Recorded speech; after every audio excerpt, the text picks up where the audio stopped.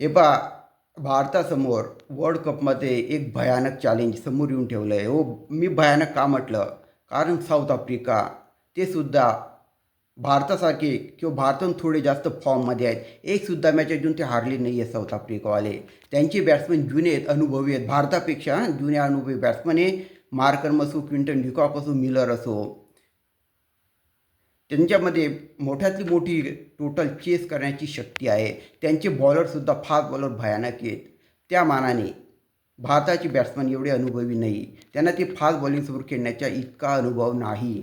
परंतु एक चांगली गोष्ट म्हणजे आपल्याकडे स्पिन बॉलर चांगले आहेत. अक्षर पटेल असो, दुसरं वरुण चक्रवर्ती वगैरे.